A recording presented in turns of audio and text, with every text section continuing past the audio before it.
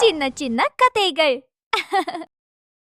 ஒரு பசுமையான கிராமத்தில் மாயா என்ற தைரியமான பெண் இருந்தாள். அவளுடன் அவளது நண்பர்கள் கில்லி, பாபு, மீனா எப்போதும் சேர்ந்து விளையாடுவார்கள்.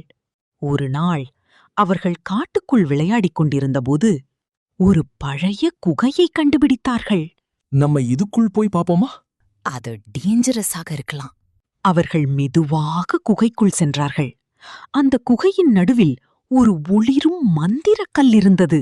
வாவ், இது நம்ம கிராமத்துக்கு எடுத்துக்கிட்டு போனா ரொம்ப சூப்பர் இருக்கும்.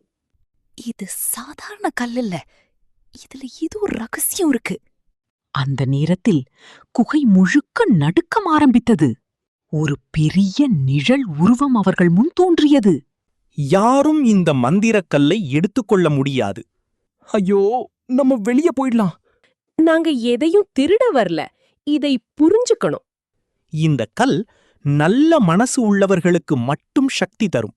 அந்த நேரத்தில் குகை உடைந்து விழ ஆரம்பித்தது. மாயா, ஹெல்ப்! மாயா தயங்காமல் ஓடிப்போய் கல்லை எடுத்தாள். அவள் மனதில் ஒரே ஒரு எண்ணம், என் நண்பனை காப்பாத்தணும்.